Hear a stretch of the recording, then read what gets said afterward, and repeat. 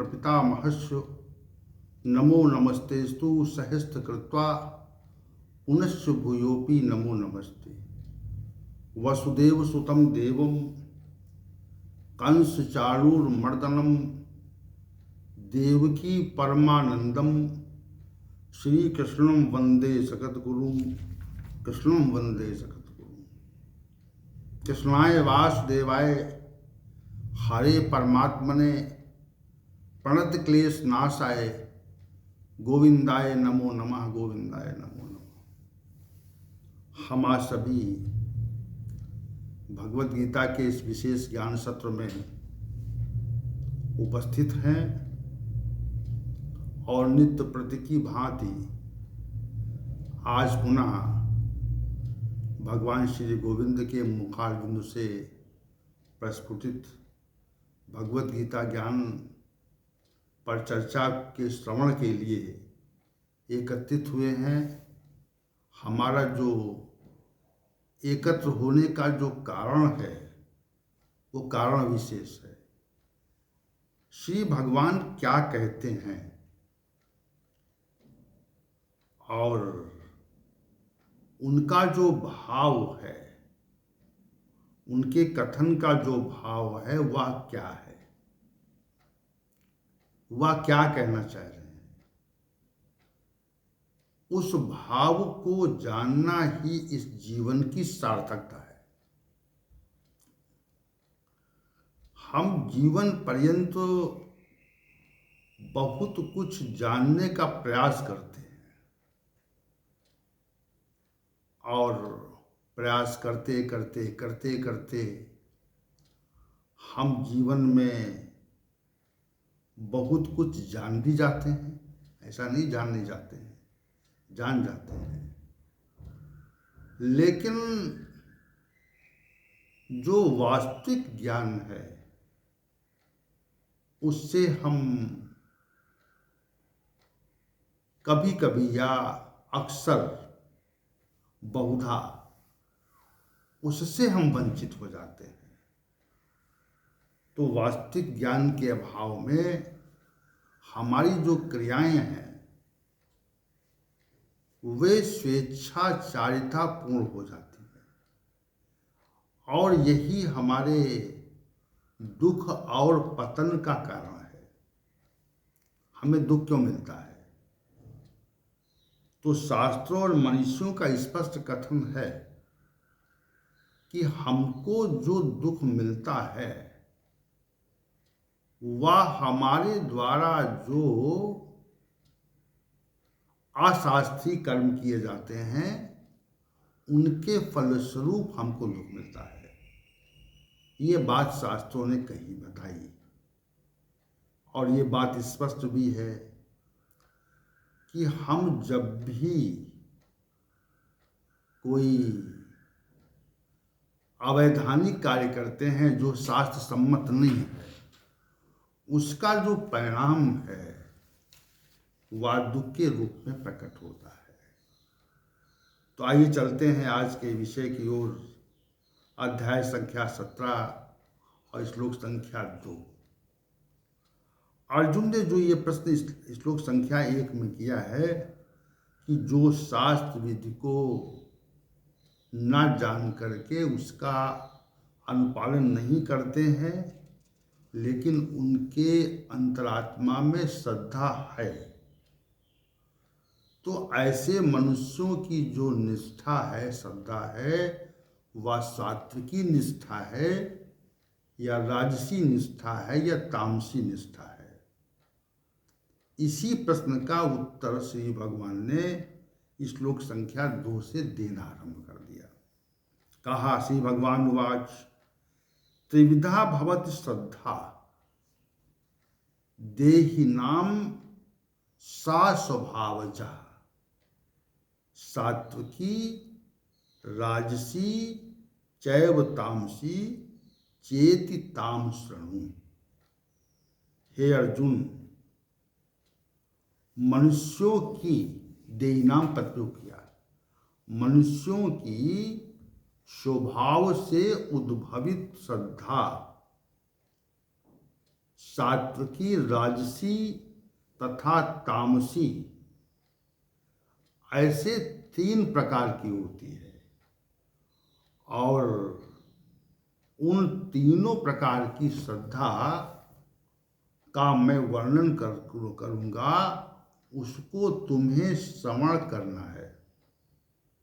ये श्री भगवान ने यहाँ पर ये बात कह दी कि जो श्रद्धा है मनुष्यों की, देहिनाम मनुष्यों की जो श्रद्धा है वह स्वभाव से उत्पन्न है। विशेष बात यह है, वह स्वभाव से उत्पन्न है। और वह जो श्रद्धा है वह सात्विकी होती है, राजसी होती है और तामसी होती है। ऐसे 3 प्रकार की होती है। इन तीनों प्रकारों का विशद वर्णन मैं इस अध्याय में आगे करूंगा, ऐसा आश्वासन श्री भगवान ने दे दिया। तो इस श्री भगवान के इस उत्तर को हम जब देखते हैं, उसको समझते हैं, तो एक बात स्पष्ट हो जाती है कि मनुष्यों की जो श्रद्धा है वह स्वभावजा है। देखिए, इस श्लोक का जो विशेष विषय है वही है कि इस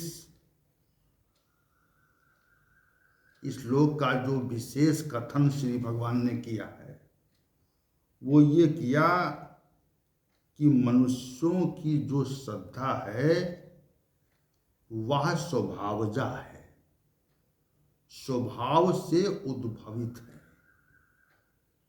और वह 3 प्रकार की होती है। एक तो सात्विकी होती है, दूसरी राजसी होती है और तीसरी तामसी होती है। ये 3 प्रकार की श्रद्धा है। ये श्री भगवान ने यहाँ पर स्पष्ट किया। तो स्वभाव से उद्भवित है। देखिए, यहाँ पर जो कथन है वह बहुत विशिष्ट है। विशिष्ट इसलिए है कि श्रद्धा का जो प्रादुर्भाव होता है, श्रद्धा के उत्पन्न करने में जो हेतु है वह मनुष्य का स्वभाव है, वह मनुष्य का स्वभाव है। और स्वभाव के प्रकटीकरण का क्या हेतु है ये यहाँ स्पष्ट नहीं है। इसको हमें समझना पड़ेगा। भाई, ये तो स्पष्ट हो गया कि श्रद्धा जो है वह स्वभाव जनित है, स्वभाव से प्रकट होने वाली है।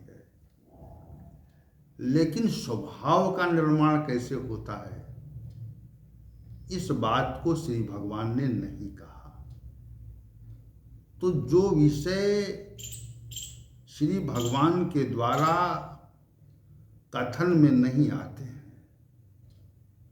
तो उनको हमको शास्त्रों के अनुशास्त्रों के विषय के अनुसार या मनुष्यों के कथन के अनुसार उनको हमको समझना पड़ता है, क्योंकि बिना समझे हम इस श्लोक के अर्थ को समझ नहीं सकते। अब स्वभाव का सामान्य अर्थ क्या है? स्वभाव का सामान्य अर्थ ये है कि हम सभी सामान्य रूप से कहते हैं कि उसका किसी व्यक्ति के संबंध में, उसके स्वभाव के संबंध में ये कहते हैं कि अमुक व्यक्ति का स्वभाव ठीक नहीं है। या अमुक व्यक्ति का स्वभाव बहुत अच्छा है,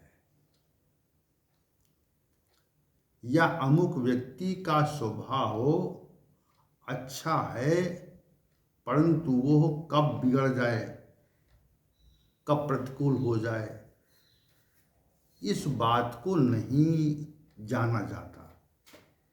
या अमुक व्यक्ति का जो आंतरिक स्वभाव है वो तो बहुत अच्छा है, लेकिन जो उसका प्रकटीकरण है वह ठीक नहीं है। ये बात भी हम कह देते हैं कभी कभी, उसका प्रकटीकरण ठीक नहीं है। स्वभाव तो अच्छा है, लेकिन कभी कभी किन्हीं परिस्थितियों में वो व्यक्ति जो है वह ऐसी बातें करता है जो नहीं की जानी चाहिए। तो स्वभाव के संबंध में पृथक पृथक प्रकार के कथन मनुष्य स्वतः किया करता है। स्वभाव, हम सभी स्वभाव का जो अर्थ लेते हैं वो व्यक्ति की क्रिया पद्धति से लेते हैं कि उसका जो उसके चेष्टाओं का जो प्रकटीकरण है वह कैसा है, चेष्टाओं का जो प्रकटीकरण है वह कैसा है, इस बात को लेकर के हम उस व्यक्ति के स्वभाव का आकलन करते हैं।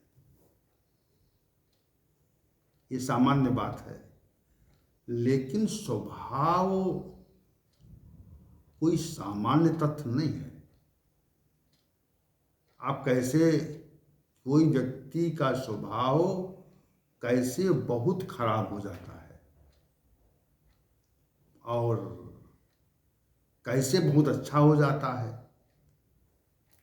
स्वभाव बहुत खराब उसका है, उससे मिलना ठीक नहीं है, उसका स्वभाव नहीं ठीक है। कहते हैं ना कि उससे मिलना उचित नहीं है, वह व्यक्ति ठीक नहीं, उसका स्वभाव नहीं ठीक है। या वो व्यक्ति बहुत अच्छा है, उससे पुनः पुनः मिलने की इच्छा करती है। ये बात भी हम कहते हैं कि भाई स्वभाव तो बड़ा अच्छा है और बात करो तो बड़ी मृदुभाषा से बात करता है, तो उसके स्वभाव को हम आकलित करते हैं, आकलन करते हैं उसका। तो और किसी के बारे में कहते हैं उससे तो मिलने ही बेकार है, उसका स्वभाव ही नहीं ठीक है। उसको देखते ही उसके स्वभाव की का बोध हमको हो जाता है। तो ये भी कहते हैं हम, तो स्वभाव का जो आकलन होता है, सामान्य रूप से जो आकलन होता है वह मनुष्य की चेष्टाओं को देखकर होता है। मनुष्य की चेष्टाओं को देख करके हम सभी उसके स्वभाव का आकलन करने का प्रयास करते हैं। अब इस संसार में तो हम सभी रहते हैं, कौन व्यक्ति संसार में नहीं रहता। तो इस संसार में बहुत अच्छे स्वभाव के मनुष्य हैं। जहाँ पर देहिनाम प्रत्युक्त हुआ है वह मनुष्यों का वाचक है ना। तो इस संसार में बहुत से मनुष्य रहते हैं, इतने मनुष्य रहते हैं, असंख्य रहते हैं, और प्रत्येक मनुष्य का स्वभाव पृथक पृथक है। विशेष बात है, जैसे मनुष्य का वर्ण, रंग, उसकी बोलचाल, भाषा, रहन सहन, प्रकृति, चेष्टा, व्यवहार, बर्ताव सब कुछ पृथक पृथक है, उसी प्रकार से उसका जो स्वभाव है वह भी पृथक पृथक है। उसमें एक रूपता नहीं है। उसके स्वभाव में कभी एक रूपता नहीं आती। मनुष्य के स्वभाव कभी भी एक रूप नहीं होते और मनुष्य के स्वभाव कभी भी एक समान नहीं है। ये विशेष बात है। तो विशेष बात यह है कि संसार में असंख्य व्यक्ति हैं और असंख्य व्यक्तियों के जो स्वभाव हैं वह एक जैसे नहीं है। ये विशेष बात आपने अनुभव की होगी। तो स्वभावों में विभिन्नता है। स्वभावों में विभिन्नता है। अलग अलग प्रकार के स्वभावों के मनुष्य इस संसार में रहते हैं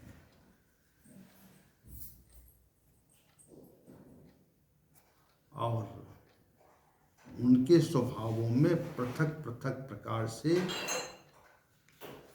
जो प्रकटीकरण होता है वह अलग अलग तरह से होता है। क्या हम कुछ मनुष्यों को देखते हैं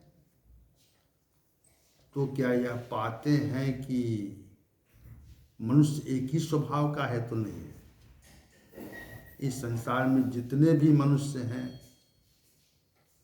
उनके स्वभाव में वास्तविक रूप से विविधता है।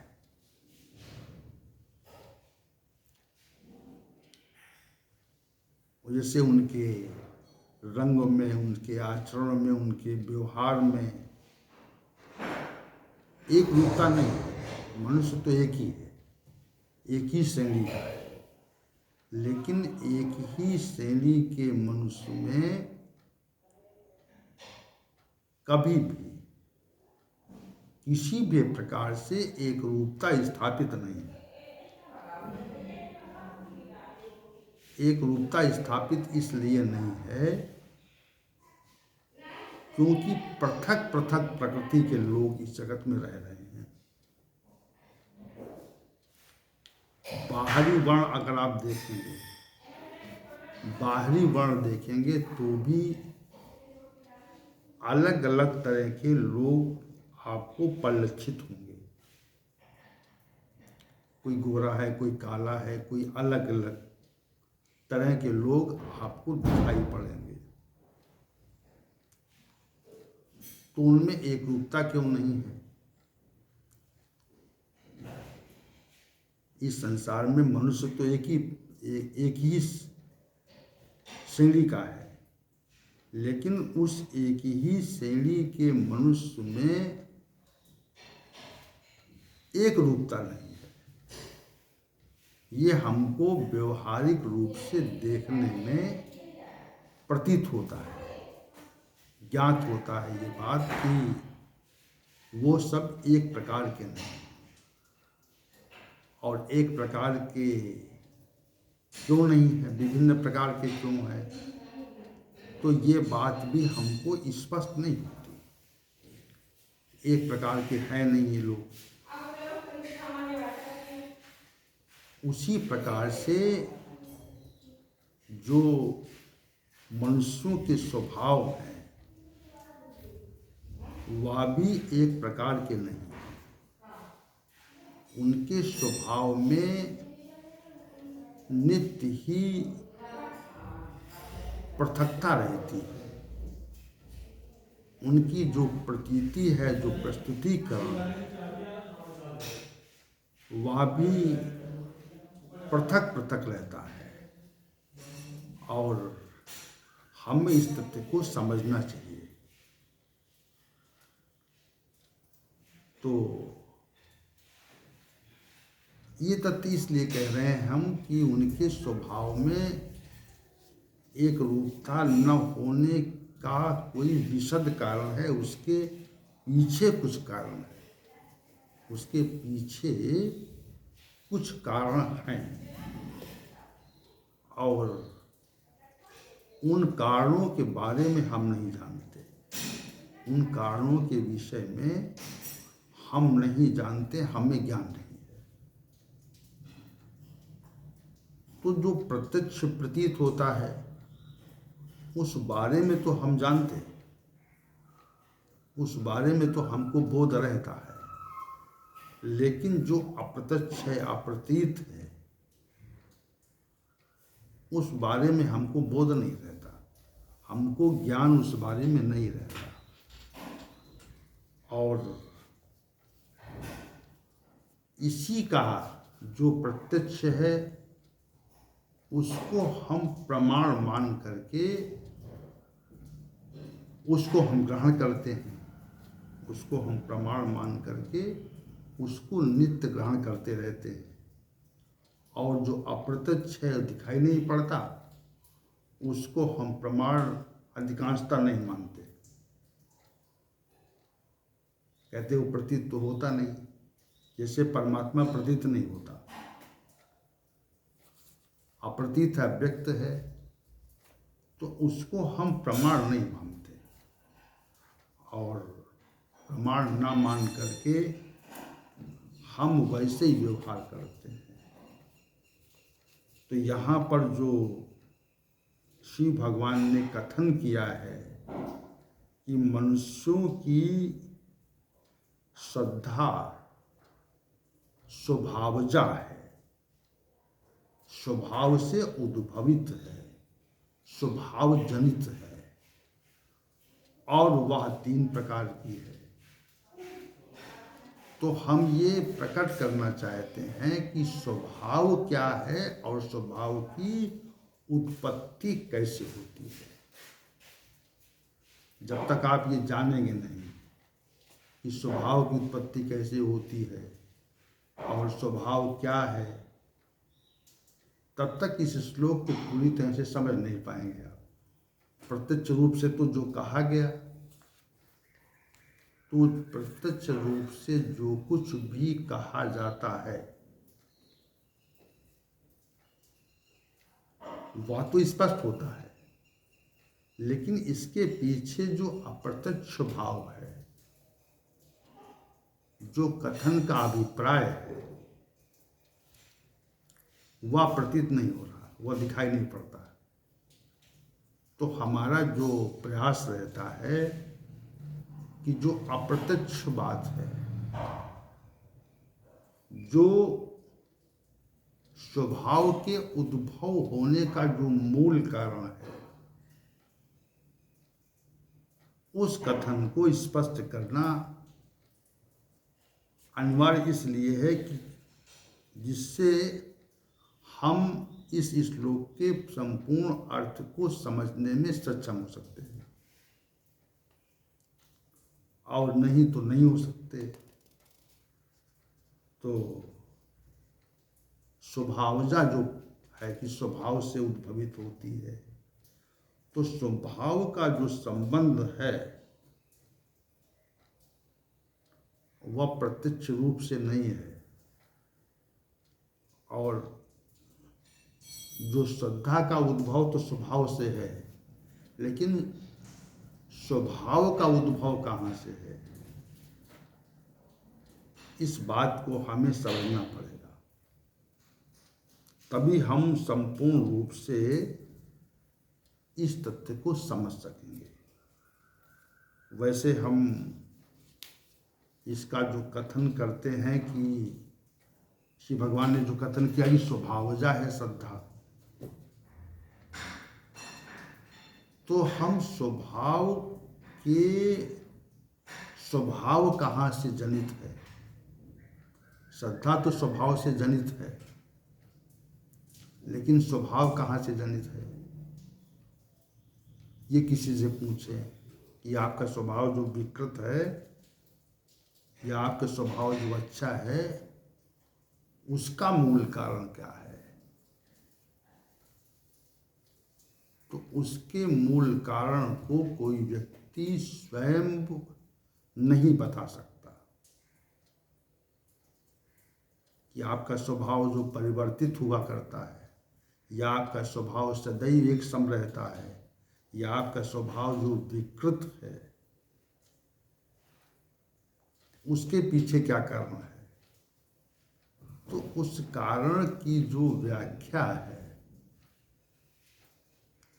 किसी मनुष्य से पूछें आप कि आपका जो स्वभाव है अच्छा है, तो कैसे अच्छा है ये बताइए। तो इस प्रश्न पर विचार करेगा कि कैसे अच्छा हो सकता